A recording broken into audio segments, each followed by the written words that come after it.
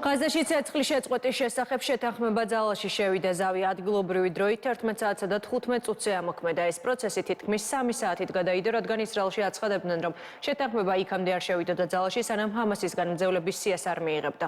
ჰამასმა დაგვიანება ტექნიკური მიზეზებით ახსნა და მოგვიანებით იმ მძევლების ვინაობა გაასაჯაროვა, რომლებსაც შეთანხმების პირველ ფაზაში გაათავისუფლებს. ესენი 7 ოქტომბერს აყვანილი ყველაზე ახალგაზრდა და ყველაზე ხანდაზმული მძევლები არიან.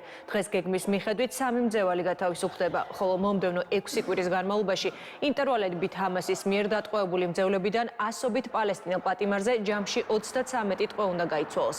ზავის პირველ ფაზაში ასევე ისრაელის ძალები დატოვებენ ღაზის მჭიდროდ დასახლებულ ტერიტორიებს. რაც შეეხება იძულებით გადაადგილებულ პალესტინელებს, მათ მიეცემათ საშუალება დაიწყონ სახლებში დაბრუნება.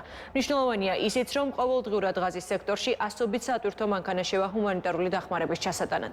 ცეცხლის შეწყვეტის ზავი სულ 3 ეტაპადაა დაყოფილი. ჰამასთან დაზავების გამო ისრაელის მინისტრთა კაბინეტი დატოვა 3 წევრმა ეროვნული უსაფრთხოების, მემკვიდრეობისა და ეროვნული მდგრადობის მინისტრებმა. ისინი გარიგებას ტერორიზმის გამარჯვებად აფასებენ. პარტია ოცმა იეჰუდიტი კი მართველი კოალიციიდან გადის.